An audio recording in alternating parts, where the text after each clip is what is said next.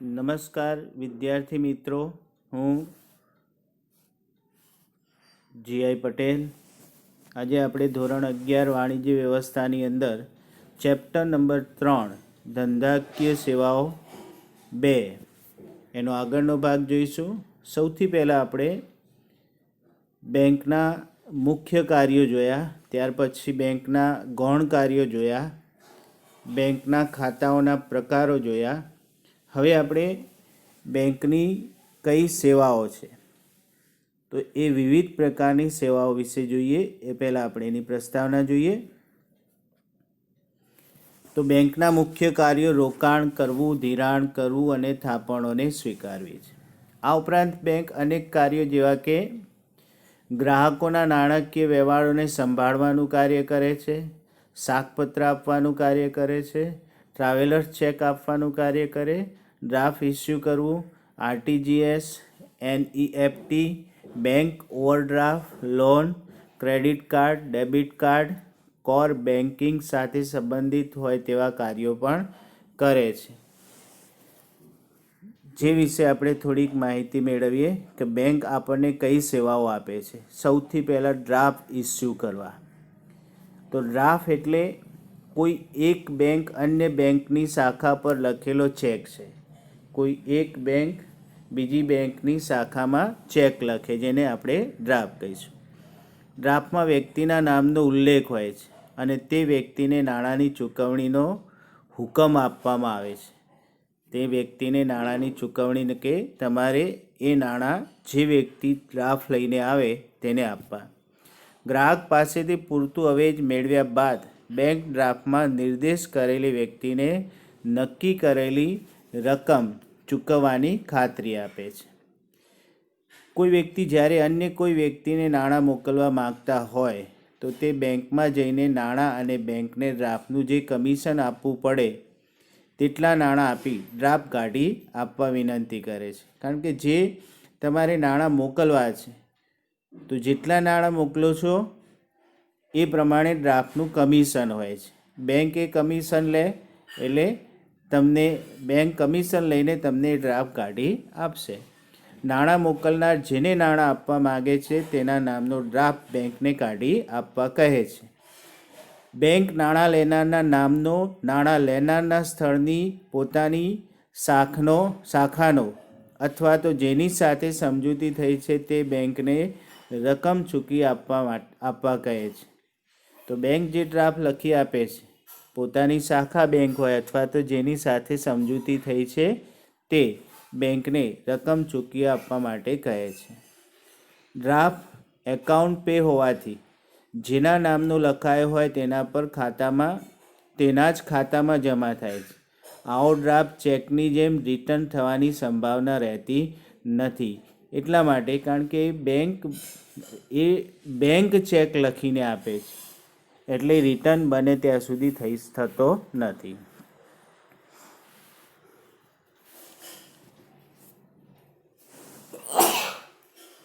બીજી સેવા જોઈએ, બેન્કર ચેક.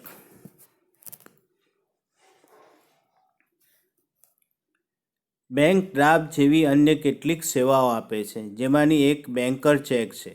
બેંક સ્વીકારેલી રકમના બદલામાં જે ચેક આપે તેને પે ઓર્ડર કહેવાય છે. બેંક સ્વીકારેલી રકમના બદલામાં જે ચેક આપે તેને પે ઓર્ડર કહેવામાં આવે છે. બેંક દ્વારા ઇસ્યુ કરવામાં આવતા આવા પે ઓર્ડર તે જ શહેર કે ગામમાં વટાવી શકાય છે, અન્ય શહેર કે ગામમાં વટાવી શકાતા નથી. તો બેંક દ્વારા ઇસ્યુ કરવામાં આવતા જે પે ઓર્ડર છે તે જ શહેર અથવા ગામમાં વટાવી શકાય, અન્ય શહેર કે ગામમાં એ ચેક વટાવી શકાતો નથી. Real time gross settlement RTGS. તો આરટીજીએસ આપણે કેવી રીતે કરી શકીએ? આરટીજીએસ સભ્ય બેંકમાંથી નાણાં ભારત દેશની અન્ય કોઈ પણ આરટીજીએસ સભ્ય ધરાવતી બેંકમાં ફેરબદલી કરવાની પદ્ધતિને આરટીજીએસ કહે છે. એટલે બેંકની અંદર આરટીજીએસ ચાલતું હોય તેવી જ બેંકમાં તમે એ નાણાં ફેરફાર કરી શકો છો. આરટીજીએસ સભ્યપદ ધરાવતી તમામ બેંક શાખાની ઓળખ આઈએફએસસી જે કોડ કહીશું આપણે તે કોડથી થાય છે, જે 11 ડિજિટનો આલ્ફા ન્યુમેરિક સ્વરૂપનો હોય છે. 11 ડિજિટનો હોય છે આલ્ફા ન્યુમેરિક સ્વરૂપનો. એને જ બેંક આરટીજીએસ દ્વારા રૂપિયા મેળવી શકે અથવા આરટીજીએસ એ બેંકમાંથી કરી શકાય છે.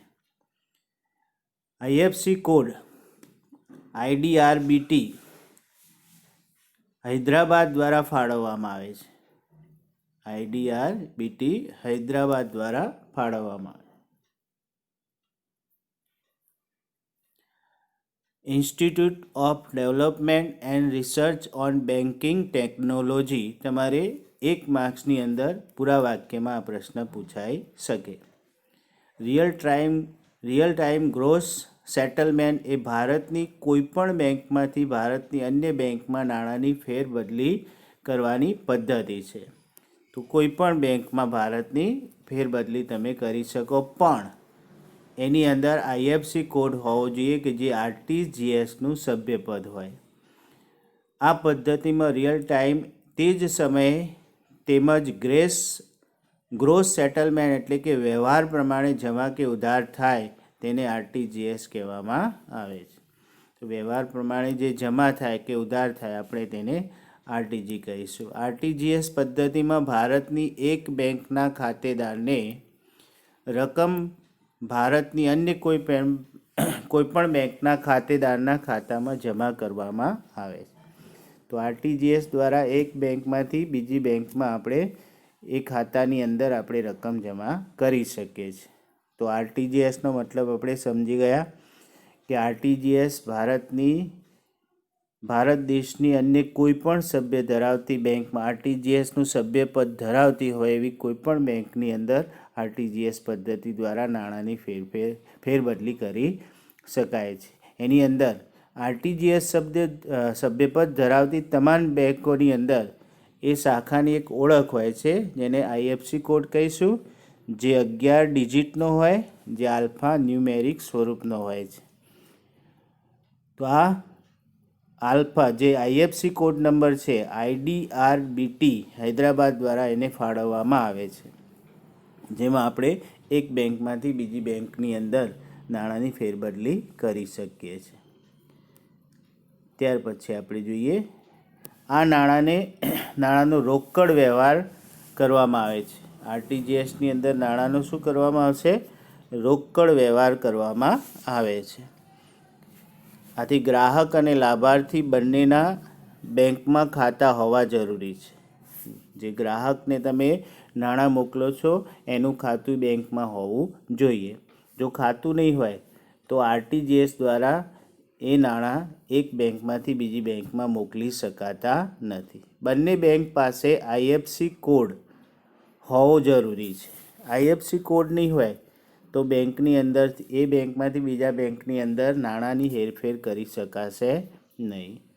તો IFC code Indian financial system code એવું પૂરું વાક્ય છે જે તમારે 1 માર્ક્સની અંદર પૂછાઈ શકે. આરબીઆઈ દ્વારા આરટીજીએસ પદ્ધતિમાં 2 લાખ કે તેથી વધુ રકમ જમા કરવાની સેવા આપે છે. આ પદ્ધતિમાં જે દિવસે રકમ જમા કરાવવાની સૂચના ગ્રાહક તરફથી આપવામાં આવે તે જ દિવસે રકમ ગ્રાહકના ખાતે ઉધારીને તેમને જણાવેલ વ્યક્તિના ખાતામાં જમા કરાવવામાં આવે છે. જે દિવસે આરટીજીએસ કરે એ જ દિવસે એના ખાતામાં એ રૂપિયા જમા થઈ શકે છે. 2 લાખ કે તેથી વધુ રકમ જમા કરાવી હોય તો આરટીજીએસ દ્વારા કરાવી શકાય છે. આરટીજીએસમાં 2 લાખથી વધારે રકમની ફેરબદલી કરવામાં આવે છે. આ પદ્ધતિમાં નાણાં મોકલનાર ગ્રાહક પાસેથી કમિશન લેવામાં આવે છે, પરંતુ ઇનવર્ડ આરટીજીએસ એટલે કે નાણાં મેળવનાર લાભાર્થી પાસેથી કોઈ પ્રકારનું કમિશન લેવામાં આવતું નથી. તો જે નાણાં લેતો હોય એની પાસેથી કોઈ પ્રકારનું કમિશન લેવામાં આવશે નહીં. હવે આગળની સેવા જોઈએ, national electronic fund transfer NEFT.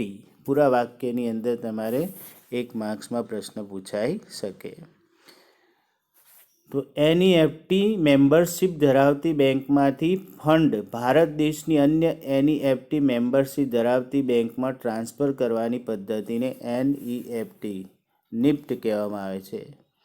તો મેમ્બરશિપ ધરાવતી બેંકમાં તમે ટ્રાન્સફર કરી શકો છો. આરટીએસની માફક આ પણ નાણાકીય ચૂકવણીનો જ એક પ્રકાર છે.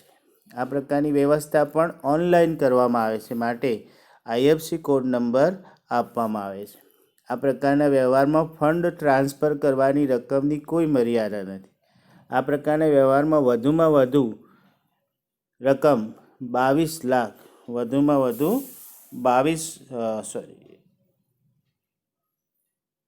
2 લાખ ટ્રાન્સફર કરવાની પ્રક્રિયા બેચ પ્રમાણે થાય છે. એક બેચમાં 2 લાખ, બીજી બેચમાં 2 લાખ, ત્રીજી બેચમાં, એટલે એક બેચમાં 2 લાખ રૂપિયા તમે ટ્રાન્સફર કરી શકો છો વધુમાં વધુ. આરબીઆઈ દ્વારા દર કલાકની કાપ આ પ્રકારના વ્યવહારોની પતાવટ થાય છે. આ પ્રકારના વ્યવહારમાં જમા રકમ મળવાની પ્રક્રિયા તે જ દિવસને લઈને મહત્તમ 48 કલાકમાં સુધી થાય છે. તો 48 કલાકમાં તમારી જે રકમ છે બેંકની અંદર જમા થઈ શકે છે. અહીં transaction DNS different net system પદ્ધતિથી બેન્ચ વાઇઝ સેટલ થાય છે. બેંચના એક મેસેજમાં વધુમાં વધુ 10 ટ્રાન્ઝેક્શન થાય છે. એક મેસેજમાં 10 ટ્રાન્ઝેક્શન થાય, એથી વધારે નહીં. આઈએફસી કોડ કોને કહીશું આપણે? એનઈએફટી સભ્યપદ ધરાવતી તમામ બેંક શાખાની ઓળખ આઈએફસી કોડથી થાય છે, જે 11 ડિજિટનો આલ્ફા ન્યુમેરી સ્વરૂપનો હોય છે. આ પદ્ધતિમાં નાણાં મોકલનાર ગ્રાહકો પાસેથી કમિશન લેવામાં આવે છે, પરંતુ ઇનવર્ડ એનઈએફટી એટલે કે નાણાં મેળવનાર લાભાર્થી પાસેથી કોઈ પ્રકારનું કમિશન લેવામાં આવતું નથી. 50,000 કેશથી નિફ્ટ કરવા અંગે. તો 50,000 કે તેથી ઓછી રકમ કેશથી એનઈએફટી કરી શકાય છે. તેમજ વોક ઇન સિસ્ટમને પણ નિફ્ટનો લાભ બધી જ બ્રાન્ચમાં મળી શકે છે. તો નિફ્ટનો લાભ બધી જ બ્રાન્ચની અંદર મળી શકે છે. હવે આપણે જોઈએ બેંક ઓવરડ્રાફ્ટ.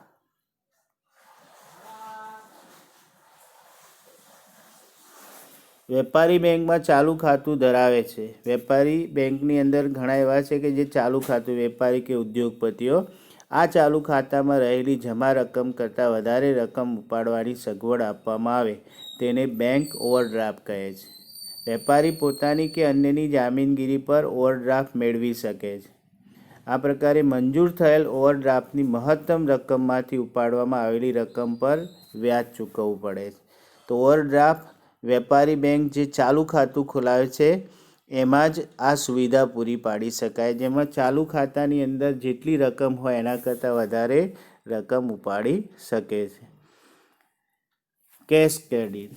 કેશ ક્રેડિટમાં જોઈએ વેપારીને ધંધાકીય હેતુ માટે તેમજ ધંધાના વિકાસ અર્થે ધંધામાં રહેલા માલ સ્ટોક અને ઉઘરાણીને ધ્યાનમાં રાખી ધિરાણ આપવામાં આવે તેને કેશ ક્રેડિટ કહેવામાં આવે છે. આ પ્રકારની ધિરાણની વ્યવસ્થામાં માલ સ્ટોક બેંકના તારણમાં રહે છે. ધંધાદારી એકમો જેટલા પ્રમાણમાં જેટલા સમય માટે આ નાણાંનો ઉપયોગ કરે તેટલા પ્રમાણમાં નક્કી કરેલ દરે નાણાં ચૂકવવા પડે છે, જેને આપણે કેશ ક્રેડિટ કહીશું. ત્યાર પછી આપણે જોઈએ લોનની સુવિધા. લોનની અંદર જોઈએ આપણે તો બેંકનું મુખ્ય કાર્ય થાપણો સ્વીકારવાનું છે અને લોકોને ધિરાણ આપવાનું છે. બેંક ઓછા દરે થાપણો સ્વીકારે છે અને વધારે દરે ધિરાણ આપે છે. બેંક વેપારીઓને અલગ અલગ રીતે ધિરાણ આપશે. તો બેંક વેપારીઓને અલગ અલગ રીતે. તો આ રીતે વેપારી કે ગ્રાહકની વિવિધ જરૂરિયાતો જેવી કે મકાન ખરીદી કરવી હોય મકાનની તો પણ મકાન ઉપર લોન મળે, ફર્નિચર ખરીદવું હોય તો એની પર લોન આપશે, મકાનનું રિપેરિંગ કરવું હોય તો એની પર લોન મળે, વાહન ખરીદવું હોય કે ધંધાનો વિકાસ કરવો હોય, બેંક ધિરાણ આપે છે, જેને આપણે લોન કહીશું. આ ધિરાણ લાંબા ગાળાનું હોય અને નક્કી કરેલ હપ્તેથી અથવા એક સાથે આ રકમ ચૂકવાતી હોય તો તેને લોનથી ઓળખવામાં આવે છે. આ રીતે આપેલી લોનના નાણાં પરત આવે તે માટે સ્થાવર મિલકતોની જામીનગીરી લેવામાં આવે છે. આવી લોનની ચૂકવણી લોન આપતી વખતે નક્કી થયેલી શરતો અનુસાર કરવાની હોય છે. તો એનો મતલબ કે તમે કોઈ બી મકાન ઉપર લોન લો તો મકાનનો દસ્તાવેજ હોય, કે પછી તમે મકાન રિપેર કરવાનું હોય તો તમારી જે આવક છે એની ઉપર, એટલે કોઈ બી તમારે લોન ચૂકવણી આપતી વખતે કોઈ બી શરતોને આધીન તમારે જામીનગીરી આપવી પડે છે સ્થાવર મિલકતોની. જો એ જામીનગીરી ના આપો તો બેંક તમને લોન આપશે નહીં. તો આ રીતે આપણે જોઈએ કે બેંક ગ્રાહકોને સેવાઓ પૂરી પાડે છે.